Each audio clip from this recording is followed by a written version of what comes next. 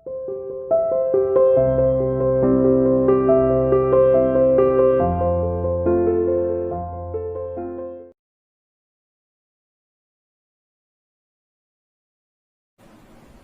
dear student, welcome to CA International School online classes. Dear plus one commerce class, chapter 5 theory of demand हमने शुरू किया था.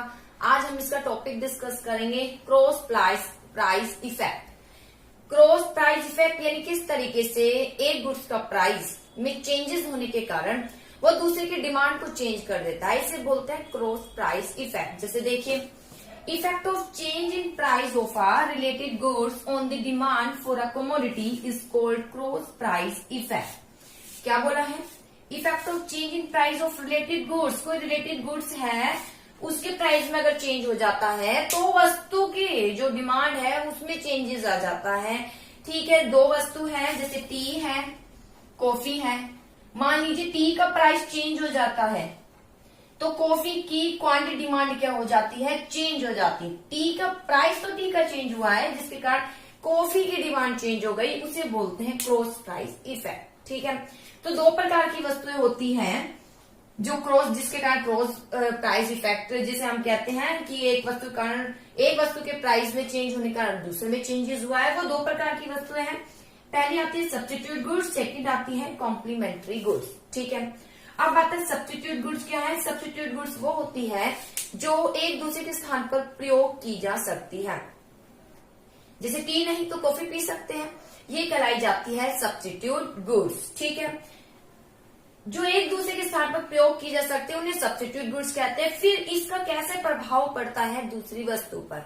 देखिए, जैसे टी है, मान लीजिए टी का प्राइस इंक्रीज हो जाता है. टी का प्राइस क्या हो जाता है?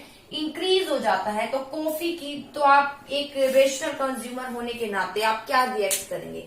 आप यही रिएक्ट करेंगे कि टी का प्राइस अगर इंक्रीज हो गया तो आप किसकी ओर शिफ्ट हो जाएंगे? कॉफी की ओर शिफ्ट हो जाएंगे. और कॉफी की डिमांड क्या हो जाएगी? इंक्रीज. कॉफी की डिमांड क्या हो जाएगी? इंक्रीज हो जाएगी. डिमांड इंक्रीज मैंने इसलिए लिखा है क्योंकि यहाँ कॉफी का प्राइस कांस्टेंट है. कॉफी का प्राइस क्या है? कांस्टेंट. प्राइस में चेंजेस नहीं हुआ, इसलिए आप डिमांड के आगे आप इंक्रीज लगा सकते हैं, डिक्रीज लगा सकते हैं.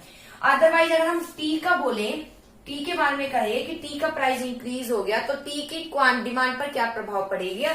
तो टी की डिमांड जो है कॉन्ट्रैक्शन हो जाएगा.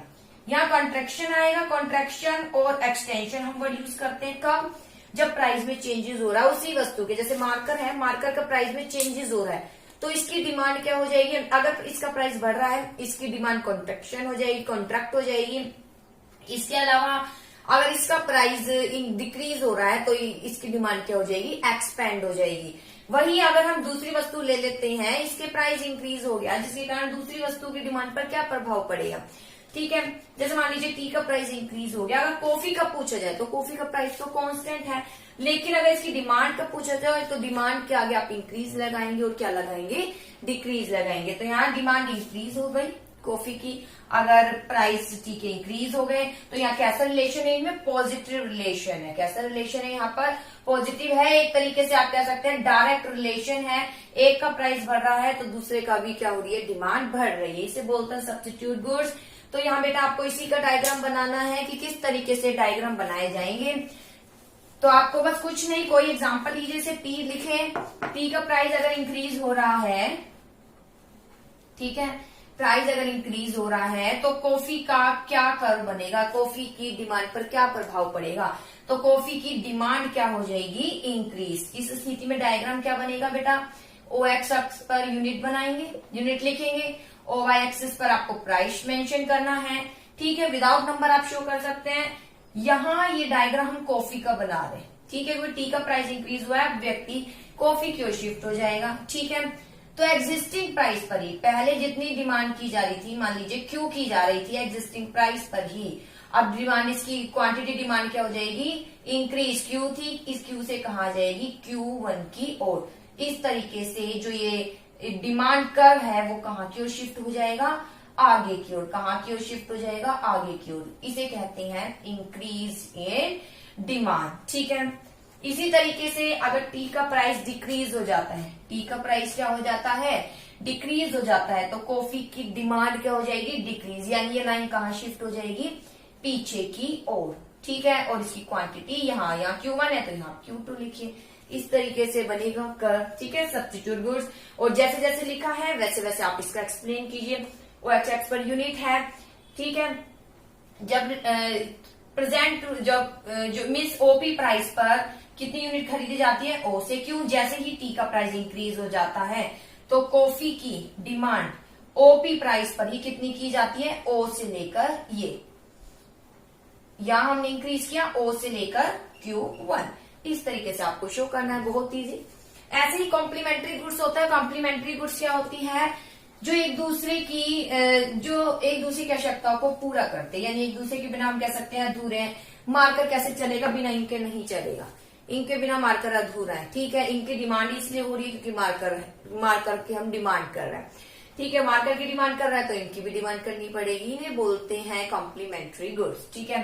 जैसे इंक है, मार्कर है, इंक है या पेन ले सकते हैं, पेट्रोल है, ठीक है, कार ले सकते हैं, कुछ भी। तो अब इसका हम देखेंगे कॉम्प्लीमेंट्री गुड्स की स्थिति में क्या होगा, यानी कॉम्प्लीमेंट्री गुड्स का अगर प्राइस इंक्रीज हो जाता है, मान लीजिए इंक है, इंक का प्राइस क्या हो गया, इंक्रीज हो गया, तो पेन की डिमांड, क्योंकि पेन का प्राइस इंक्रीज नहीं हुआ, इसके आगे हम डिमांड लगाएंगे, डिमांड क्या हो जाएगी, डिक्रीज। क्योंकि इंक महंगी मिलेगी तो पेन भी आप कम ही खरीदेंगे, तो डिमांड क्या हो जाएगी, डिक्रीज। ऐसे स्थिति में कैसे डायग्राम बनेगा बेटा, OHX डायग्राम वही जो मैंने अभी इससे पहले कराया था। इस पर हम यूनिट्स लिखेंगे, इस पर हम प्राइस लिखेंगे, प्रेजेंट। और ये डायग्राम किसका बनाया है मैंने, पेन का, ठीक है। एग्जिस्टिंग प्राइस पर ही पहले Q क्वांटिटी खरीदी जाती है। जैसे ही देखा गया कि इंक का प्राइस इंक्रीज हो गया, ठीक है, इंक का प्राइस क्या हो गया, इंक्रीज हो गया, तो सीधी सी बात है आप पेन कब खरीदेंगे, क्योंकि ठीक है महंगा पड़ेगा, इंक भी लेनी पड़ेगी, इंक महंगी, आप अफोर्ड नहीं कर पा रहे, तो पेन भी आप कम ही खरीदेंगे। पेन की डिमांड क्या हो जाएगी, डिक्रीज।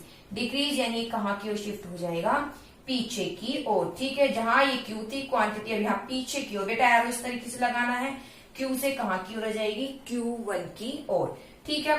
ऐसे ही अगर इसका प्राइस डिक्रीज हो जाता है इनका, तो पेन की जो डिमांड है वो क्या हो जाएगी, इंक्रीज हो जाएगी। पेन की डिमांड क्या हो जाएगी, इंक्रीज हो जाएगी। तो बेटा जैसे ही इसका प्राइस डिक्रीज, तो यहाँ इसका प्राइस तो कांस्टेंट रहेगा, डिमांड इंक्रीज, यानी ये कहाँ की ओर शिफ्ट हो जाएगा, आगे की ओर। ऐसे आप शो करेंगे ओपी प्राइस पर जहां OQ क्वांटिटी खरीदी जाती है, जैसे इनका प्राइस इंक्रीज हो गया तो क्वांटिटी यहाँ पर अब ओपी प्राइस पर ही OQ1 खरीदी जाती है। ऐसे ही अगर डिक्रीज हो गया ओपी प्राइस पर ही क्वांटिटी O से लेकर Q2 खरीदी जाती है। बस इस तरीके से आपको क्या करना है, एक्सप्लेन करना है। आई होप टॉपिक समझ आया होगा। वही अगर इनका डायग्राम बनाए तो इनका डायग्राम कैसे बनेगा बेटा, मूवमेंट वाला बनेगा, जो इससे पहले टॉपिक था, ठीक है। इनका अगर डायग्राम बनाएंगे तो पहले प्राइस इतना था, क्वांटिटी आप ये परचेज कर रहे थे, जैसे ही प्राइस इंक्रीज हो गया P से P1, तो सीधी सी बात है इसकी क्वांटिटी डिमांड आप क्या करेंगे, डिक्रीज। Q से यहाँ की ओर रह जाएगा Q1, तो बेटा पॉइंट यहाँ आएगा। फिर कर्व इस तरीके से बनेगा, कर्व में मूवमेंट आएगी सिर्फ।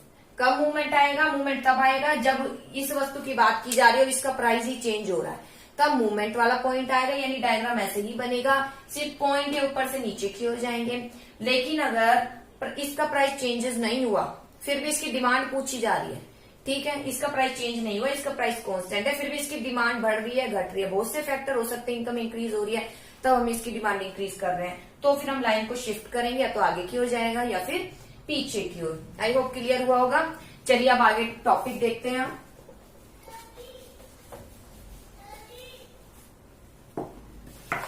हाँ जी, इसके बाद आता है, ये टॉपिक कंप्लीट हो गया। हाँ जी, इसके बाद आता है relationship between income and demand. Income और डिमांड का क्या रिलेशन है, देखिए इनकम और डिमांड का क्या रिलेशन है, इनकम है और डिमांड। इनकम, जैसे जैसे इनकम और डिमांड का डायरेक्ट रिलेशन कह सकते हो एक तरीके से। अगर गुड्स को और देखें तो हम उसको दो पार्ट्स में डिवाइड करते हैं। जब इनकम इंक्रीज होती है तो बेटा क्वांटिटी डिमांड भी इंक्रीज करते हैं। इनकम डिक्रीज है तो क्वांटिटी डिमांड भी क्या करेंगे, डिक्रीज करेंगे। जब इनकम बढ़ती है तो हमारे आगे दो प्रकार की वस्तु आती है, नॉर्मल गुड्स और दूसरा है इंफीरियर गुड्स, ठीक है। नॉर्मल गुड्स वो गुड्स होती है जो एक अच्छी क्वालिटी की मानी जाती है देन इंफीरियर गुड्स से। तो व्यक्ति का बिहेव क्या हो जाता है, अगर इनकम इंक्रीज हो जाती है, इनकम क्या हो जाती है, इंक्रीज, तो नॉर्मल गुड्स को खरीदना क्या कर देता है, ज्यादा, नॉर्मल गुड्स को बाय करेगा मोर। वहीं अगर इनकम इंक्रीज हो जाती है तो इंफीरियर गुड्स, यानी आप लो क्वालिटी कह सकते हैं नॉर्मल गुड्स से, तो सीधी सी बात है बेटा, जो आपकी आय बढ़ती है तो आप नॉर्मल गुड्स को नहीं खरीद, मीन्स इंफीरियर गुड्स को ज्यादा खरीदना पसंद नहीं करते, तो इंफीरियर गुड्स को आप बाय करेंगे लेस। तो इस तरीके से अब डायग्राम भी बनाना है। जैसे नॉर्मल गुड्स का मैं बना देती हूँ। नॉर्मल गुड्स का एग्जिस्टिंग प्राइस पर ही अगर इनकम इंक्रीज हो जाती है तो ये डायग्राम यहां से आगे की ओर शिफ्ट हो जाएगा। कब, जब इनकम इंक्रीज। ऐसे ही ये कर्व पीछे की ओर शिफ्ट हो जाएगा। कब, जब इनकम डिक्रीज। ये नॉर्मल का है। ऐसे ही अगर हम इंफीरियर का कहे तो एग्जिस्टिंग प्राइस पर ही पहले डिमांड डीडी की जा रही थी, जैसे ही इनकम इंक्रीज हो गई तो ये जो इंफीरियर गुड्स है इसकी डिमांड डिक्रीज हो जाएगी, यानी पीछे की ओर शिफ्ट हो जाएगा जब इनकम इंक्रीज हो गई। और इनकम डिक्रीज हो गई, ठीक है, तो फिर ये कहां की ओर शिफ्ट हो जाएगा, आगे की ओर। कब, जब इनकम डिक्रीज हो गई। ठीक है, जब इनकम डिक्रीज हो गई तो हम इसको तब हम जो है नॉर्मल गुड्स की बजाय इंफीरियर गुड्स को खरीदना पसंद करते हैं। ठीक है बेटा, तो इसका ये रिलेशन है। इसके बाद अगला आता है taste and preference of demand for a commodity. Taste and preference का क्या प्रभाव पड़ता है, यानी टेस्ट एंड प्रेफरेंस देखिए बेटा, रुचि। अगर कि इसमें आपको क्या बताना है, टेस्ट एंड प्रेफरेंस में अगर किसी गुड्स का टेस्ट फेवरेबल है, यानी उस वस्तु की आप डिमांड कर रहे हैं, वो फैशन में है, तो आगे क्यों शिफ्ट हो जाएगा। ठीक है, जैसे फैशन है, क्लाइमेट चेंज हो जाता है, अब विंटर आ रहा है, विंटर में आप कौन सी डिमांड करेंगे, वुलन की डिमांड करेंगे। ठीक है, तो जब टेस्ट एंड प्रेफरेंस आपका फैशन ही चेंज हो जाएगा, ठीक है, तो एग्जिस्टिंग प्राइस पर ही ये जो डिमांड कर रहा है कहाँ की ओर शिफ्ट हो जाएगा, आगे की ओर। लेकिन अगर किसी गुड्स के लिए आपका टेस्ट फेवरेबल नहीं है, अनफेवरेबल है, आप इसको डिसलाइक कर रहे हैं, आप पसंद नहीं कर रहे, तो सीधी सी बात है एग्जिस्टिंग प्राइस पर ही डिमांड का कहाँ की ओर शिफ्ट हो जाएगा, पीछे की ओर शिफ्ट हो जाएगा। आई होप टॉपिक समझ आएगा, बहुत सिंपल है। ठीक है, टेस्ट एंड प्रेफरेंस इंडिविजुअल को लाइक डिसलाइक पर, फैशन पर और इसके अलावा वातावरण चेंज होता है उस पर डिपेंड करता है।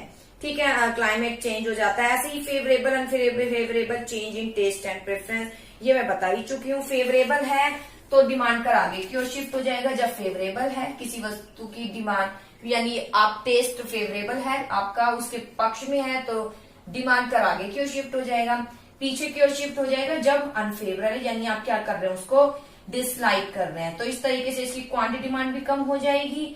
ठीक है, और जब आगे की ओर शिफ्ट हो जाएगा तो क्वांटिटी डिमांड क्या हो जाएगी, इंक्रीज हो जाएगी। ओके बेटा, आई होप टॉपिक समझ आया होगा और इसको अच्छे से करने की कोशिश करना। Okay, thank you.